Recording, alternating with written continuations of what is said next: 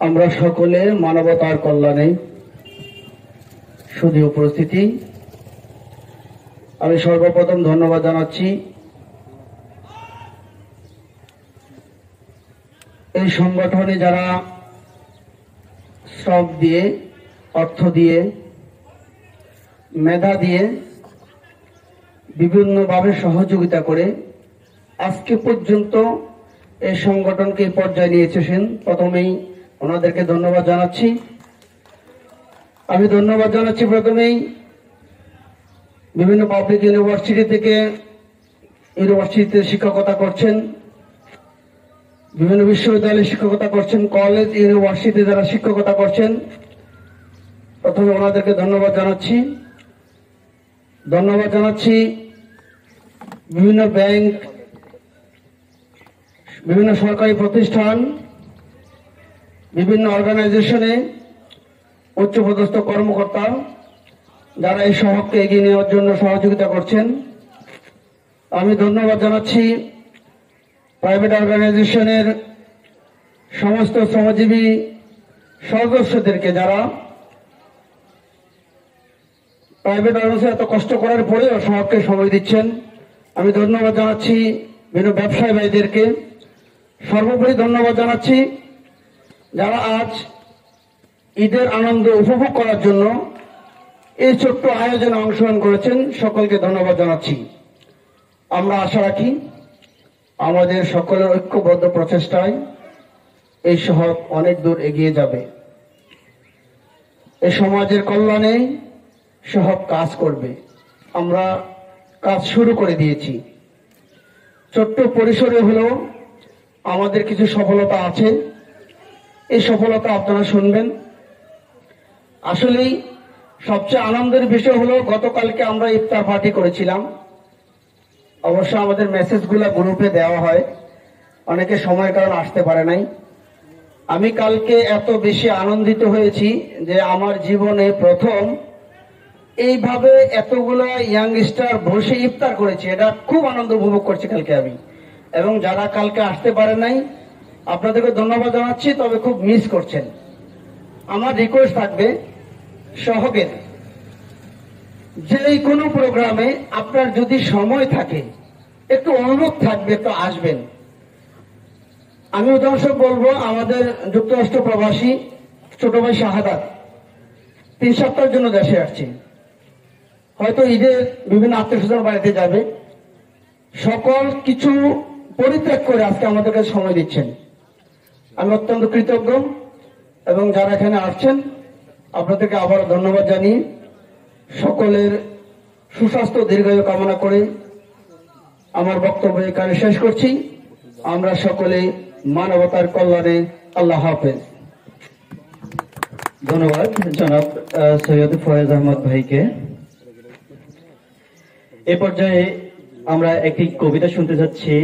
কবিতা আবৃত্তির জন্য আহ্বান করছি জনাব ইব্রাহিম খলিল ভাইকে, সহ সাহিত্য বিষয়ক সম্পাদক সহ।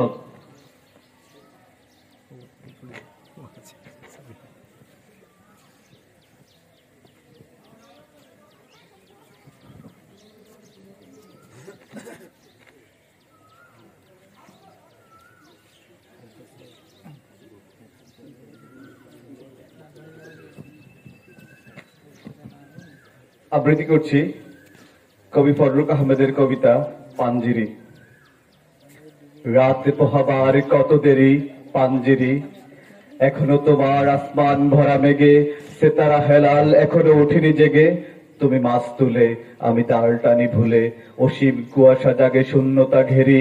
রাত পোহাবার কত দেরি পাঞ্জিরি, দিগল রাতের শ্রান্ত সফর শেষে কোন দরিয়ায় কালো দিগন্তে আমরা পড়েছি এসে।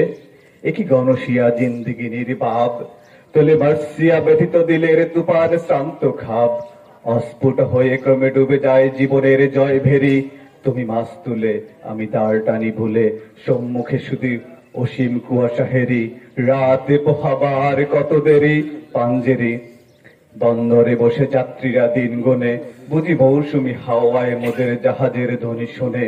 বুঝি কুয়াশায় জোছনা মায়ায় জাহাজের পাল দেখে, আহা পেরেশান মুসাফির দল দরিয়া কিনারে জাগে তাকে দিনে নিরাশায় ছবি এঁকে পথহারা এই দরিয়া সে তারা ঘুরে চলেছি কোথায় কোন সীমাহীন দূরে তুমি মাছ তুলে আমি দাঁড় টানি ভুলে একাকি রাতের গাড়ে জল মাতে হেরি রাতে পোহাবার কত দেরি পাঞ্জেরি শুধু গাফেলতে শুধু খেয়ালের বলে দরিয়া অথই ভ্রান্তি দিয়াছি ভুলে আমাদেরই বলে পানির কিনারে মুসাফির দলে বসি দেখেছে সবাই অস্ত গিয়াছে তাদের সেতারা শশী মোদের খেলায় দুলোয় লুটে পড়ি কেটেছে তাদের দুর্ভাগ্যের বিষাদে সরবরি সওদাগরের দল মাঝে মোরা উঠিয়াছে আহাজারি ঘরে ঘরে উঠি ক্রন্দন দরি আওয়াজে শুনেছি তারি ও কি বাতাসের হাহাকার ও কি রোনাজারে খুদিতে ও কি দরিয়ার গর্জন ও কি বেদনার মজলুমের ও কি দাতুর পাজরার মাঝে মৃত্যুর জয় ভেরি পাঞ্জেরি জাগো বন্দরে কৈপিয়তের তীব্র ভ্রুকুটি হেরি জাগো অগদর ক্ষুদিত মুখের নীরবে ভ্রুকুটি হেরি দেখো চেয়ে দেখো সূর্য উঠার কত দেরি কত দেরি। ধন্যবাদ। সাধারণ এ পর্যায়ে ঈদ শুভেচ্ছা ও সহগ সম্পর্কে বক্তব্য রাখার জন্য আমি বিনীত অনুরোধ করছি জনাব মোহাম্মদ এনায়েতুল্লাহ, অডিট টিম সদস্য সহগ।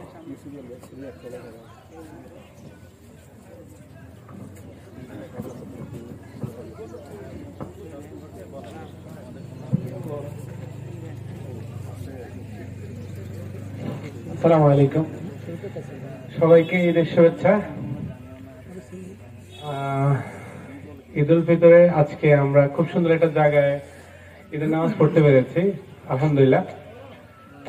সহগ সম্বন্ধে বলতে বলছে, আমি তো অডিট কমিটি হতে সবার শেষে কথা বলার কথা, সবার আগে কথা। আচ্ছা, যাই হোক, থ্যাংক ইউ সঞ্চালক কমিটিকে সুযোগ দেওয়ার জন্য। প্রথমত যে জিনিসটা আমার মাথায় আসে সহগ সম্বন্ধে, যে দলমত নির্বিশেষে আমরা কিছু ভাইয়া, কিছু ছোট ভাই, কিছু বড় ভাই, যারা আমরা সবাই অ্যাটলিস্ট, যেমন এই ঈদে আমার বাড়িতে আসার কোনো প্ল্যান ছিল না, ঠিক আছে, তো ঈদে আসার পিছনে একটা উল্লেখযোগ্য উদ্দেশ্য হচ্ছে সহগের প্রোগ্রামেও পার্টিসিপেট করা, ঠিক আছে। তো এই মানসিকতা থেকেই কি বলে যে আমাকে ঈদে বাড়িতে আসতে হয়েছে, বাধ্য হয়েছে। তো আমাদের সহগ তো গত বছর কত সেপ্টেম্বর, হ্যাঁ সেপ্টেম্বরে হচ্ছে আমাদের আত্মপ্রকাশ করেছে, আলহামদুলিল্লাহ।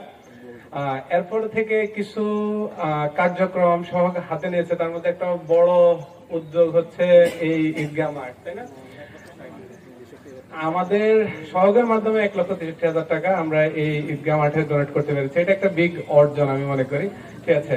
তো আমাদের এলাকা সম্বন্ধে অনেকে অনেক ধরনের নেগেটিভ কথা বলে বা অনেক ধরনের হতাশাব্যঞ্জক আচরণ করে বা হতাশাব্যঞ্জক ইয়ে করে, যে আমরা আসলে কন্টিনিউয়াসলি হচ্ছে ভৌগোলিক ভাবে এবং অর্থনৈতিক ভাবে শিক্ষার দিক থেকে আমরা অনেক পিছিয়ে আছি এবং পিছিয়ে থাকবো।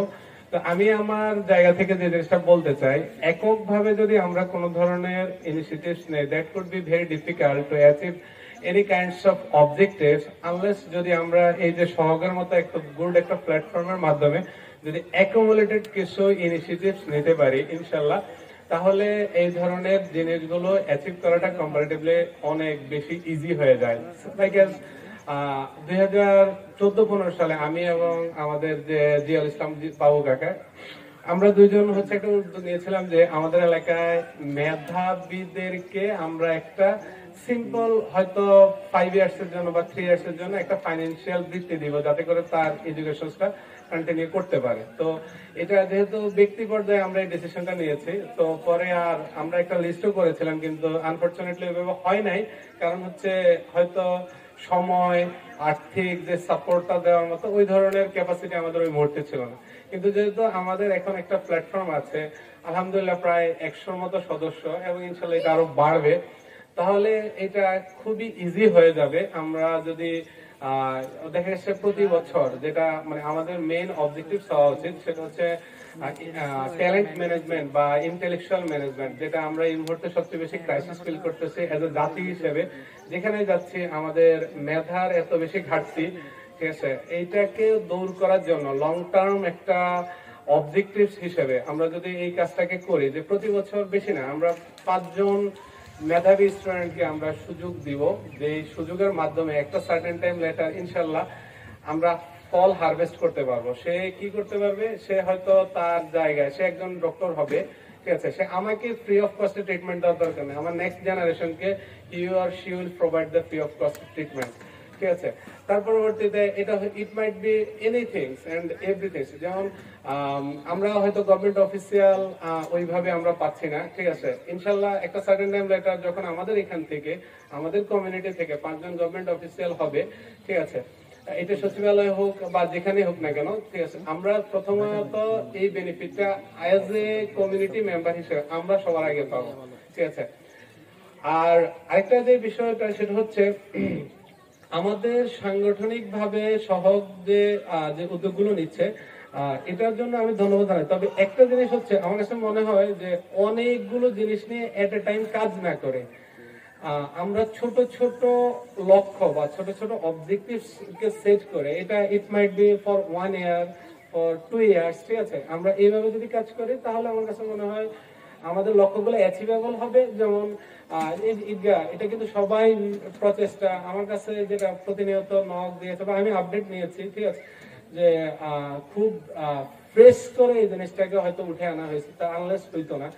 এরকম প্রত্যেকটা প্রোগ্রামের ক্ষেত্রে আমরা যদি খুব শর্ট টার্ম কি বলে গোল, লং টার্ম গোলকে শর্ট টার্মে ভেঙে ভেঙে অ্যাকশন প্ল্যান হিসেবে যদি আমরা কাজ করি তাহলে কম্পারেটিভলি ইজি হবে। আরো কিছু জিনিস আমরা এটা শিক্ষার বাইরে আমরা আরো কিছু জিনিস নিয়ে কাজ করতে পারি। যেমন সে ফর এক্সাম্পল আজকে সকালে আমরা আমাদের তুহিন ভাইয়ের সাথে কথা হচ্ছিল যে আমরা দেখেছি যে বগুড়া নওগাঁ নিয়ামতপুরে ওই যে বৃদ্ধ গয়ের আলী হানিফ সংকেত ওনার ইত্যাদিতে দেখিয়েছিলেন যে উনি 31,000-এর মতো তাল গাছ উনি ওনার জীবদ্দশায় লাগিয়েছেন, ঠিক আছে। তো আমি এটা প্রপোজ করেছিলাম ইন্ডিভিজুয়ালি অনেকভাবে আমাদের ভাইয়াদেরকে, যে আমরা যেহেতু জলবায়ু পরিবর্তনের একটা বিগ ইম্প্যাক্ট, আমরা ভৌগোলিক ভাবে অনেক নিচু এলাকায় বসবাস করি, ঠিক আছে, বন্যা হলে লাস্ট ইয়ারে আমার এসএসসি কমিউনিটির কয়েকজন ভাইয়া এলাকায় এসে বললো যে তুমি কোন এলাকায় থাকো। তো এটা প্রথমত লজ্জাজনক, আমরা এখন অনেকে এটা আজ থেকে 20 বছর আগে হলে হয়তো that was tough for us to achieve, but এই মুহূর্তে আমি মনে করি না খুব বেশি টাফ কিছু, হয়তো 20,000 বা 50,000 টাকার একটা ইনিশিয়েটিভ নিলে আমরা আমাদের এলাকায় কিছু ডিফারেন্ট টাইপস অফ হয়তো বৃক্ষরোপণ করতে পারি। যেমন অনেকগুলো রাস্তা আমাদের খালি পড়ে আছে, যেগুলো হচ্ছে যে গভর্নমেন্ট হয়তো ইনিশিয়েটিভ নিয়ে রাস্তাগুলো মাটি ভরাট করে একটা স্ট্রাকচার দাঁড় করায়, বর্ষা আসে আবার রাস্তাগুলো ভেঙে যায়। এটার মধ্যে যদি আমরা বৃক্ষরোপণ করতে পারি দুইটা বেনিফিট হবে, একটা হচ্ছে এনভায়রনমেন্টাল, সেকেন্ড হচ্ছে যে রাস্তাটা টেকসই হবে। ইন ফিউচারে এই রাস্তাকে দেখা যাচ্ছে হয়তো government will take the initiative যে এটাকে পাকা করা সম্ভব হবে। হ্যাঁ, এই কাজগুলো করা উচিত। আর আরেকটা বিষয়, সুজনের সাথে যে জিনিসটা নিয়ে কথা হয়েছিল, আমরা কথা বলছিলাম যে we might play as a pressure group, as a pressure stakeholder to our community. যেমন আমাদের এই রাস্তাটা এতটা খুবই আনফরচুনেট একটা বিষয়, একটা রাস্তা একটা ওয়ার্ডের মধ্যে পাকা না, এটা মনে হয় বাংলাদেশের আর কোনো ওয়ার্ডে খুঁজে পাওয়া যাবে কিনা সন্দেহ আছে, ঠিক আছে। তো এখন এটা হয়তো অ্যাজ এ ইন্ডিভিজুয়াল আমি যদি মেম্বারকে বলি বা চেয়ারম্যান সাহেবকে যদি বলি বা হয়তো কেউ যদি বলি, ঠিক আছে, সে বলে দেয় কোথেকে আসছে, কিন্তু অ্যাজ এ কমিউনিটি মেম্বার আমরা যদি একটা গ্রুপ হিসেবে যাই, ঠিক আছে, আমাদের অ্যাপ্লিকেশনটা যদি সেভারাল টাইমস রিপিটেডলি আমরা বলি, ঠিক আছে, এটা অনেকবার বলার পরবর্তীতে একবার না একবার that will must be happen ইনশাল্লাহ। আরো মেজর কিছু প্রবলেম আমার কাছে যেটা মনে হয়েছে, যেমন আমি যখন অডিট ফার্মে ছিলাম তখন সৌভাগ্য দুর্ভাগ্যবশত কিছু হাই স্কুল কলেজে যাইতে হয়েছে যেখানে কি বলে যে একটা টিচার রুম পর্যন্ত নাই। এই ধরনের স্কুল থেকে ঢাকা মেডিকেলে পড়া স্টুডেন্ট আমাকে দেখাইছে তারা, ঠিক আছে, বাট ভেরি আনফরচুনেট আমাদের এলাকায় এরকম কিছু নাই। তো ব্রাহ্মণবাড়িয়ার নাসিরনগর এলাকার যিনি ইউএনও উনি আমাকে বলতেছিল যে আজ থেকে 20 বছর আগেও নাসিরনগরকে পানিশমেন্ট ট্রান্সফার হিসেবে চিন্তা করে। আমার কাছে মনে হয় আমাদের এই 2 ওয়ার্ডে যে 4টা প্রাইমারি স্কুল, এখানে কোন টিচারকে পানিশমেন্ট ট্রান্সফার হিসেবে এখানে টিচার হিসেবে দেওয়া হয়। সে ফর এক্সাম্পল হরিপুর স্কুলে যিনি প্রধান শিক্ষক আসবে ওনার এটা হচ্ছে পানিশমেন্ট ট্রান্সফার হিসেবে হরিপুর স্কুলে। তাহলে যদি কেউ এখানে পানিশমেন্ট ট্রান্সফার হিসেবে আসে তার মানে হচ্ছে যে তার প্রফেশনাল ট্র্যাক রেকর্ড ব্যাড হওয়ার কারণে তাকে এখানে পাঠানো হয়েছে। তার মানে he will not provide any kinds of service to this community. তো আলটিমেটলি লুজার হচ্ছে আমরা বা আমার জেনারেশন। তো এটা নিয়েও হচ্ছে আমাদেরই কাজ করতে হবে যে না, পানিশমেন্ট ট্রান্সফার হিসেবে হরিপুর হবে না, ঠিক আছে, পানিশমেন্ট ট্রান্সফার হিসেবে গন্ধপুকুর হবে না, এখানে আসবে বেস্ট টিচার। এটার জন্য কোনোদিন মানে আমি জানি না যে কেউ বলছে কিনা। তারপরে যেমন আমাদের বাড়ির পাশে একটা প্রাইমারি স্কুল, আমার বোন মানে আমার কাজিনরা বা রিলেটিভসরাই হচ্ছে ওইখানে জব করে। একটা রুম নাই, এটা স্টুডেন্টদের জন্য হোক টিচারদের জন্য হোক। একটা ভবন আপনারা মানে কত, এটা ভাঙ্গা পড়ারও প্রায় 7 বছর 8 বছর পরে স্টার্ট হয়েছে, বাট ওই স্কুলের সাথে অন্য যতগুলো 1994-95 সালে তো স্কুলগুলো ফ্যাসিলিটিস ডিপার্টমেন্ট, গভর্নমেন্টের ফ্যাসিলিটিস ডিপার্টমেন্ট করেছে। তারপরে অন্য যতগুলো সেকেন্ড টাইম ভবন হওয়া সবগুলো হয়ে গেছে। আমার কাছে মনে হয় হাজির উপজেলার মধ্যে that is the last one যে কাজ ধরছে। তার মানে এটা কি পানিশমেন্ট ট্রান্সফার, মানে একদম শেষ ফাইলটা পড়েছিল সামহাউ, আচ্ছা ঠিক আছে করে দেওয়া আর কি। তো এই যে জিনিসগুলো, এগুলোকে প্রেশার গ্রুপ হিসাবে আমি বিলিভ করি আমাদের এত সুন্দর একটা প্রোগ্রাম অর্গানাইজেশন আছে, we can do such things, ঠিক আছে। তারপরে আমি এর আগে হচ্ছে যে অনলাইন মিটিং এ বলেছিলাম যে আমাদের একজন অ্যাসেট আছে এখানে, একজন না অনেকেই অ্যাসেট আছেন। তারপরে তার মধ্যে একজন এই যে ডক্টর আর্য দাদু, আমি ওনাকে সেভারাল টাইমস আমার বাসায় বা পার্সোনালি ফোন দিয়ে বা দাদাকেও বলেছে যে আমাদের এলাকায় একটা সিম্পলি উনি মাসে একদিন আসুক, ঠিক আছে। উনি ঢাকা সিটির এত বড় একজন ডক্টর, ঠিক আছে, ওনার মেয়েও ডক্টর, ওনার মেয়ের হাজবেন্ডও ডক্টর, আরো অনেকেই আছে, ঠিক আছে, যে একদিন আসবেন মাসে, এসে একটা মেডিকেল ক্যাম্প করবে, 50 জন পেশেন্ট দেখবে, সমস্যা নেই। এটা ওনারা পসিবল, ওনারা পজিটিভ কনসেন্ট এভরি টাইম দিয়েছে। বাট আমি পার্সোনালি বিলিভ করি উই আর মানে এজ এ কমিউনিটি, ঠিক আছে, আমরা ব্যর্থ যে আমরা আমাদের অ্যাসেটকে মূল্যায়ন করতে পারি না। So this is the high time যে আমি বিলিভ করি আমরা প্রত্যেকটা জিনিস নিয়ে কাজ করার একদম পারফেক্ট টাইমে আমরা দাঁড়িয়ে আছি, ঠিক আছে। এবং এটা একমাত্র সহজ যদি ইনিশিয়েটিভস আমাদের ওইভাবে দলমত নির্বিশেষে, যেহেতু একটা ছাতার নিচে আমরা আসছি আলহামদুলিল্লাহ, so we can do it, ঠিক আছে, at any cost, by hook or by crook, it's possible, কোনো সন্দেহ নাই, ঠিক আছে। ফাইন্যান্সিয়াল ইস্যু, এটা আমাদের সেক্রেটারি মহোদয় বলেছে, আমিও বারবারই বলতেছি। আমি গত পরশুদিন একটা প্রোগ্রাম করেছি পাবনার বেড়া উপজেলায়, একদমই কি বলবো যে যমুনা নদীর মধ্যে ধরতে গেলে ওরা প্রতিদিনই যমুনা নদীর উপরেই বসবাস করে, ঠিক আছে। ওইখানে আমরা গেছি মানুষকে খাবার বিতরণ করতে, ঠিক আছে। এত প্রত্যন্ত অঞ্চল থেকে ওইখানেও সচিব আছে, ওইখানেও ডক্টর আছে, বাট আমাদের কি আছে, ঠিক আছে। আমরা কিন্তু ওইভাবে মানে কেবল শুধু আমরা হয়তো নিজেদেরকে এক্সকিউজ দেখাতে পারি যে হ্যাঁ আমরা অনেক পিছিয়ে আছি, না, আমাদের থেকেও ভৌগোলিক ভাবে অনেকেই পিছিয়ে আছে, ঠিক আছে। তারা কিন্তু এখন আর ওই ধরনের, যেহেতু গ্লোবাল ভিলেজ হয়ে গেছে টেকনোলজির কল্যাণে, so we can do it, এটা possible. Thank you so much সময় দেওয়ার জন্য, আর একটু বেশি সময় নিয়েছি, দুঃখিত। ধন্যবাদ জনাব এনায়েতুল্লাহ ভাইকে। তিনি আসলে আমাদেরকে অনেকগুলো থিম দিচ্ছেন যেগুলো আমাদের সহগ পরবর্তী কার্যক্রম গ্রহণের জন্য, এগুলো আমাদের জন্য খুবই গুরুত্বপূর্ণ। সেজন্য ভাইকে আসলে প্রথমে স্পেস দেওয়া হয়েছে। এ পর্যায়ে সহগ সম্পর্কিত ঈদ শুভেচ্ছা বিনিময় এবং সহজ সম্পর্কিত অনুভূতি প্রকাশের জন্য আহ্বান করছি জনাব জহিরুল ইসলাম সুমন ভাই, শিক্ষা ও সংস্কৃতি বিষয়ক সম্পাদক। আসসালামু আলাইকুম রহমতুল্লাহ। এনায়েতুল্লাহর কথা আসলে খুব মুগ্ধ হয়ে শুনছিলাম।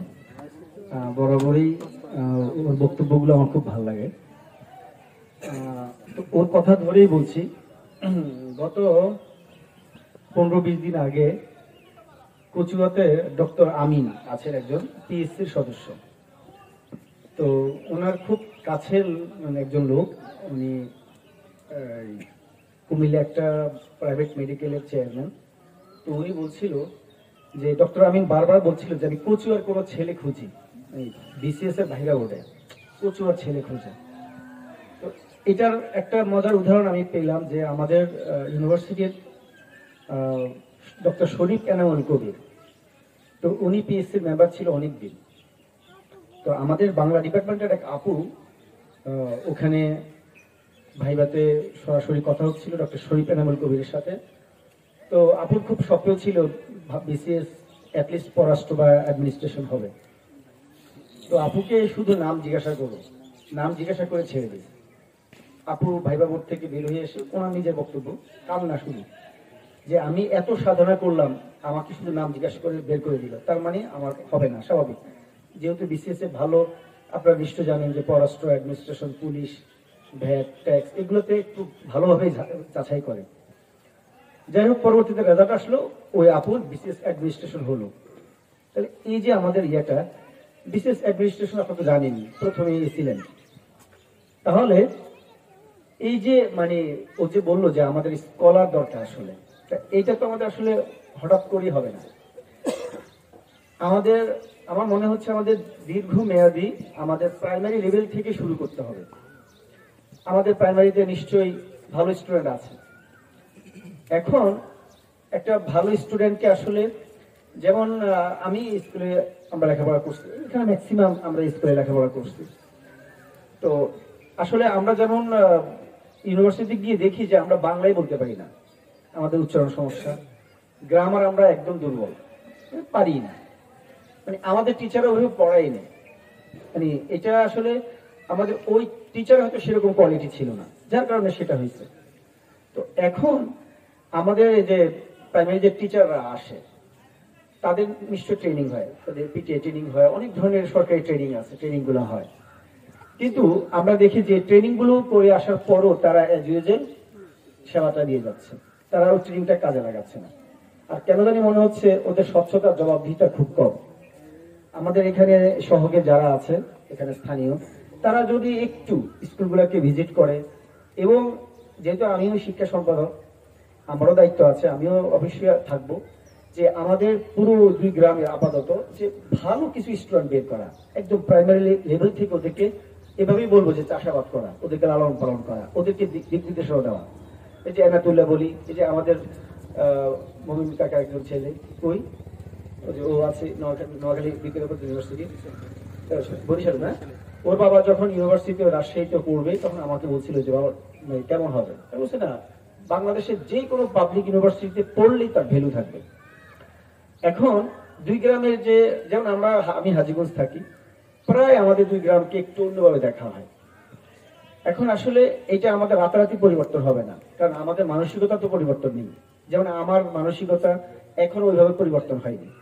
আমাদের যারা এই 2 গ্রামে আছে, এখানে আমাদের অনার আসলে কতটুকু, ও টিচার, ও আছে একটা ভালো কোম্পানিতে, ও আছে সরকারিতে, ও যদি গ্রামে একটা, আমি বিশ্বাস করি এখনো, আমি জানি না এত পরিবর্তন হয়েছে কিনা, এখনো যদি কোন একটা সমস্যা যদি একটু সমাধান করে দিতে চায় ফেয়ার ওয়ে, তাকে কিন্তু মূল্যায়ন করা হয় না। এইটা আমাদের গ্রামে আছে।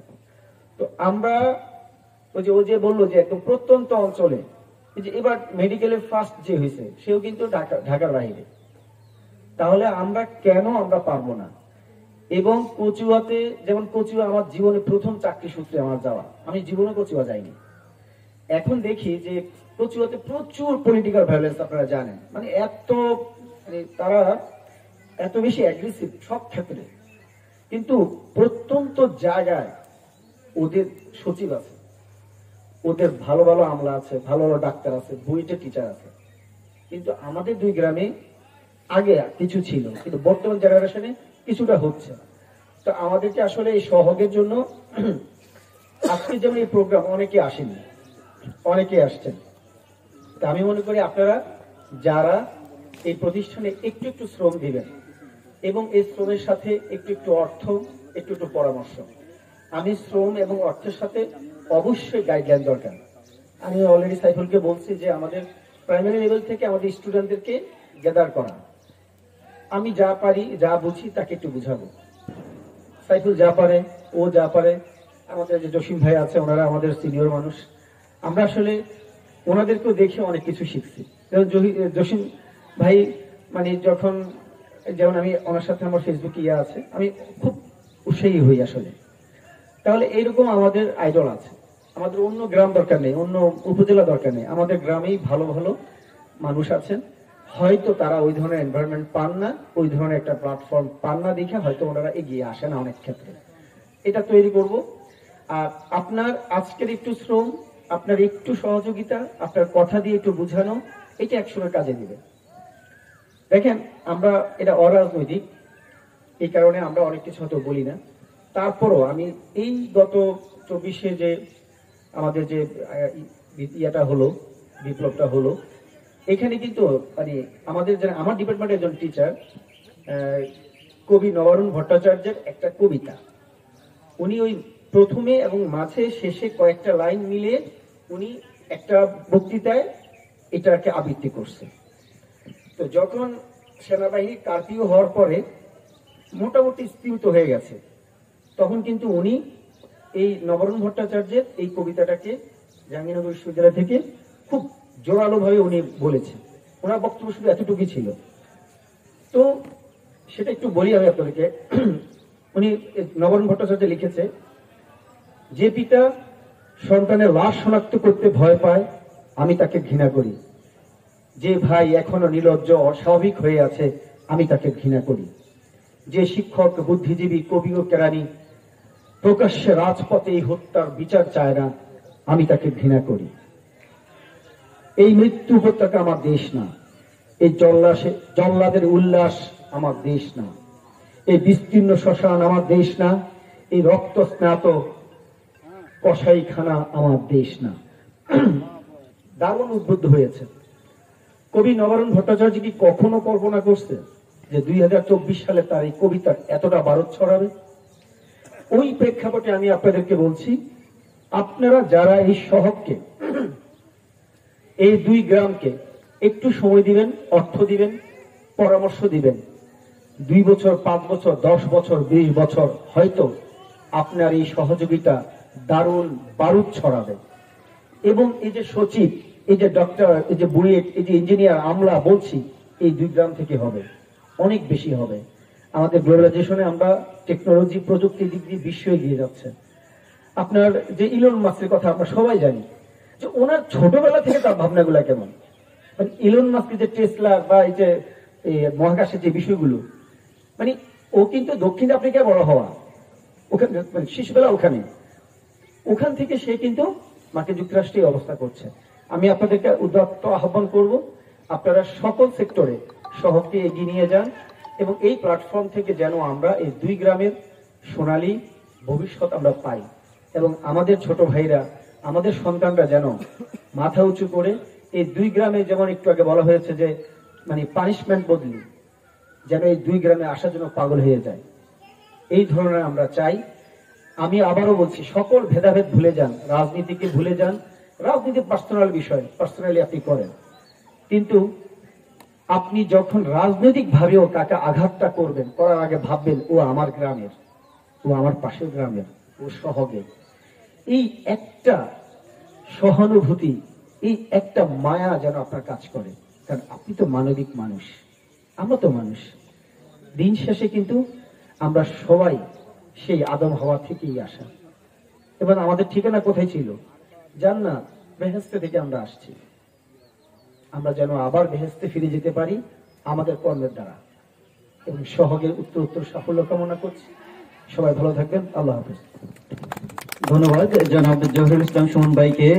খুবই সংক্ষিপ্ত সময়ে প্রিয় সুধী, এখানে আসলে আমরা যারা রয়েছে সহযোগী সদস্যবৃন্দ, ওনারা ব্যক্তিগত জীবনে এবং কর্মময় জীবনে এত বেশি সাফল্যমণ্ডিত, এবং তাদের আমরা কারো এখানে ডেজিগনেশন অথবা পরিচয় উল্লেখ করতেছি না। এখানে সবাই হচ্ছে সহযোগী সদস্য। আমাদের সহযোগী সদস্যের বাইরে এখানে একজন রয়েছেন জনাব মোহাম্মদ মহিউদ্দিন ইমন ভাই। আপনাকে খুবই সংক্ষিপ্ত ভাবে মানে যে ফার্স্ট ইমপ্রেশন বলেন, আমাদের 1 মিনিটে জাস্ট আপনার অনুভূতিটা প্রকাশ করার জন্য অনুরোধ করছি, এবং আমরা ওদের ভবিষ্যতে আপনাকে সহযোগী সদস্য হিসেবে প্রত্যাশা করছি। আসসালামু আলাইকুম। ধন্যবাদ সঞ্চালককে আমাকে সুযোগ করে দেওয়ার জন্য। আসলে আমি খুব বেশি কিছু বলবো না, আমি এত বেশি বক্তব্য শুনতেছি, আরো শুনবো আসলে, এবং আমার শুনে খুব ভালো লাগছে। অনেক আগে থেকে এরকম একটা ইচ্ছে ছিল যে এরকম একটা সংগঠন থাকুক, যে সংগঠনটা আমাদের এলাকার আর্থসামাজিক উন্নয়নে কাজ করবে, এবং আজকে যখন দেখতে পেয়েছি সহগ এরকম কাজ করছে, আমার খুব ভালো লাগছে, এবং ইনশাল্লাহ আমি সহগের সাথে অবশ্যই জয়েন করব। এবং সবের সাথে আছি। যদিও আমি হয়তো এলাকায় থাকি না বা শুধুমাত্র বন্ধের সময়তে আসি, বাট সবের সাথে আছি। যদি আমাকে স্মরণ করে আমি আছি আপনাদের সাথে। ধন্যবাদ সবাইকে। ধন্যবাদ জনাব মহিউদ্দিন ইমন ভাইকে। আসলে এখানে আমরা কোনো সিকোয়েন্স মেনটেন করছি না, এখানে সাংগঠনিক প্রয়োজনে আমরা একটু আগে পরে করতেছি, অনুগ্রহপূর্বক কেউ কিছু মনে করবেন না। এই পর্যায়ে আমাদের সহক সম্পর্কিত তথ্যবহুল বক্তব্য প্রদানের জন্য অনুরোধ করছি জনাব মোহাম্মদ সুজন চন্দ্র ঘোষকে। সুজন চন্দ্র ঘোষ, সহক। শুরুতেই সবাইকে ঈদ মোবারক। আর সবাইকে ধন্যবাদ আজকের আমাদের এই প্রোগ্রামে উপস্থিত হওয়ার জন্য। আর আমি আসলে আরেক দিক দিয়ে দুঃখ প্রকাশ করছি যে আমাদের সদস্য সংখ্যা 100 যদিও বা, কিন্তু আমরা এখানে আসলে খুব কম সংখ্যক উপস্থিত। আর আমার এলাকার কিছু মেহমান বড় ভাই আছেন, আপনাদেরকে ধন্যবাদ যে আমাদেরকে একটু সময় দেওয়ার জন্য। তো আমার বক্তব্য যদিও বা আজকে ঈদ পুনর্মিলনী, আমি আসলে সহগের সার্বিক বিষয় নিয়ে একটু কথা বলতে চাচ্ছি। আমাদের এই পুনর্মিলনীর আরেকটা উদ্দেশ্য হচ্ছে আমাদের আসলে সাংগঠনিক কাজকর্ম কি রকম চলছে বা কি রকম চলা উচিত, আমরা আসলে কি করা উচিত, কোনটা করছি না আর কতটুকু করছি, সব বিষয় নিয়ে কথা বলার জন্য। তা আমাদের সহগের প্রেক্ষাপট যদি বলি, আমাদের আসলে একত্রিত হওয়াটা খুব সহজ ছিল না। আমরা সাধারণত জানি যে ক্রাইসিস মোমেন্টে মানুষজন একত্রিত হয়। যেটা হয়েছে যে গত বছরের বন্যার সময় যে ক্রাইসিসটা তৈরি হয়েছে, ওই সময় আমাদের মধ্যে আসলে আমরা জাগ্রত হয়েছি যে আসলে আমাদের কিছু করা দরকার এলাকার জন্য। তখন আমি বলবো ফয়েজ ভাইয়ের কথা, ফারুক ভাই, আমরা একটা সিদ্ধান্ত নিলাম যে আসলে আমরা একটা সংগঠন করি যেখান থেকে আমরা এই এলাকার চেঞ্জ, আমরা উইনিট চেঞ্জ, আমাদের পরিবর্তন দরকার। আমরা যে জায়গাটাতে আছি এই জায়গাতে আমরা থাকতে চাচ্ছি না। এক কথায় যেটা, আমরা এখান থেকে আরো ভালো কিছুতে যেতে চাচ্ছি।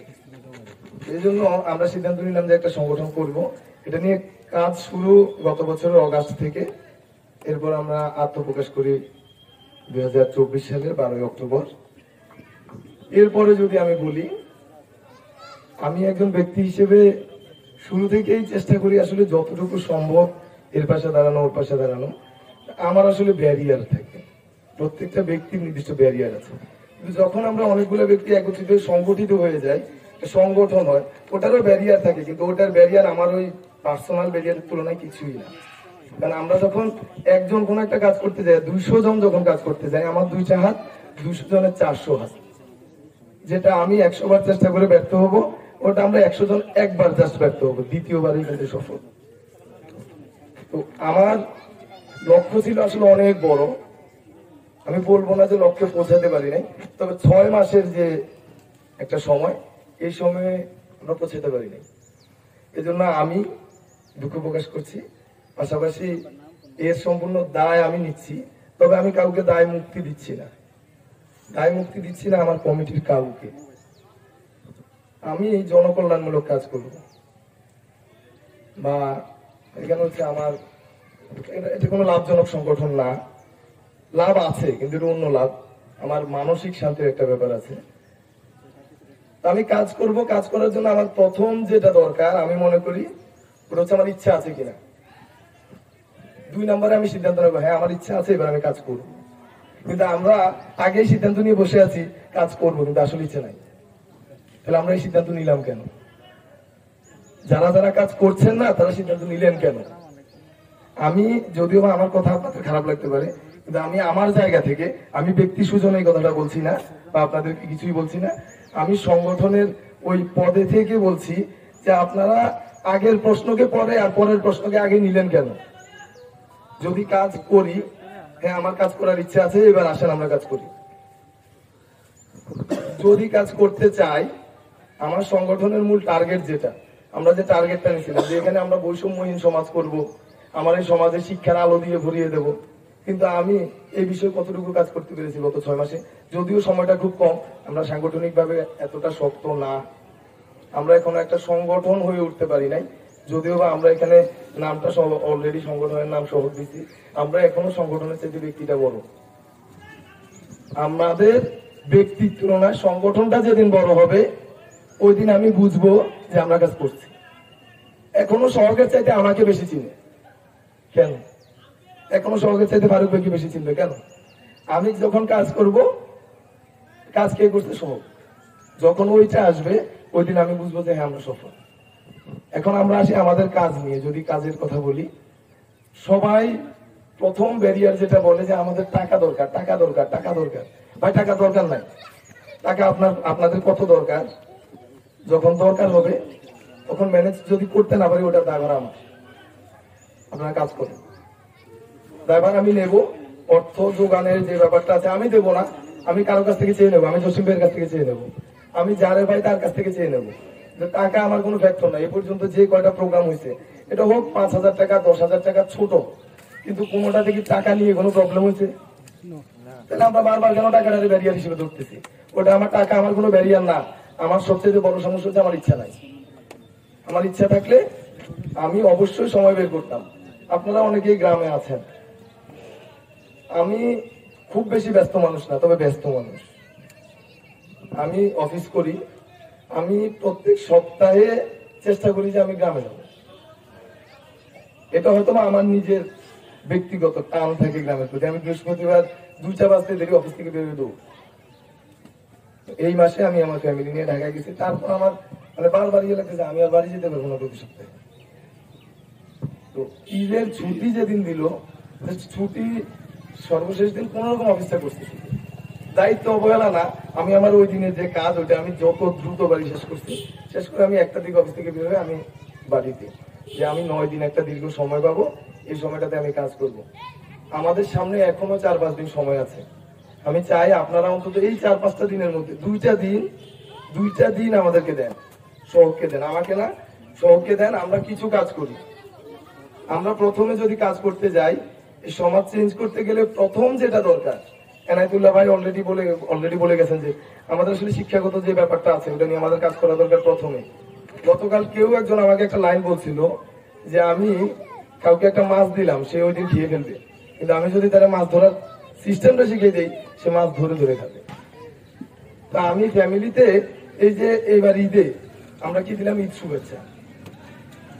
আমি এটাকে অন্যভাবে দেখছি না, তো আমি এটাকে প্রায়োরিটি দিই না। এটা আমার প্রায়োরিটি মূলক কোনো কাজ না। আমি যাকে দিচ্ছি, আমি 600 টাকা 1000 টাকার একটা প্যাকেট দিচ্ছি, এটা তার ভাগ্য পরিবর্তন করবে না। আগামী বছর তাকে আবারও 1000 টাকার একটা প্যাকেট দিতে হবে। হয়তো সে চেয়ে থাকবে যে শহর থেকে আমাকে 1000 টাকার একটা প্যাকেট দেবে। আমার কথা হচ্ছে এটার জন্য সে যাতে বসে থাকতে না হয়। এই জন্য হয়তো আমাকে 1 বছরের মধ্যে আমার সম্ভব না কাজটা, আমার 10 বছর মেয়াদী পরিকল্পনা লাগবে। আমি 10 বছর অপেক্ষা করব, আমি 10 বছর মেয়াদী পরিকল্পনা নেব। 10 বছর পর এই গতকাল যাকে আমি একটা প্যাকেট দিছি, এই পরিবারের যাতে এই রকম 10টা প্যাকেট কিনার এবিলিটি হয়, আমি ওই পরিবার থেকে একজনকে তুলে দেওয়ার চেষ্টা করি। আমি এই এক প্যাকেট দিয়ে কারো ভাগ্য পরিবর্তন করতে পারবো না। আমি শিক্ষাগত চেঞ্জ করি। আমরা যে সমাজে বড় হয়েছি বা আমাদের যে ফ্যামিলি, এই ফ্যামিলিতে ধরেন যে 20 লাখ টাকা 25 লাখ টাকা দিয়ে একজন উদ্যোক্তা তৈরি করে দেওয়া সম্ভব না। একজন ব্যবসা করবে, 25 লাখ টাকা দরকার, তার ফ্যামিলি 25 লাখ টাকা দেওয়ার মতো অ্যাবিলিটি নাই। কিন্তু ওই যে অল্প অল্প অল্প অল্প টাকা খরচ করে তাকে যে পড়ানো, ওটারও অ্যাবিলিটি অনেকে যদি না থাকে, ওই জায়গাটাতে কিন্তু আমরা সাহায্য করতে পারি।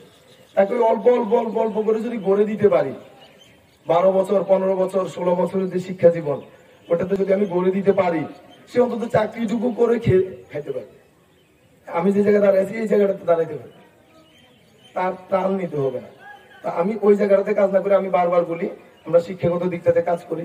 আপনাদের কাছে অনুরোধ, যারা আগামী 4 দিনের মধ্যে আমাদের 2 দিন সময় দিতে পারবে, আমরা এই হরিপুর এবং গন্তব্যপুরে আমরা 3 দিন বেরোবো।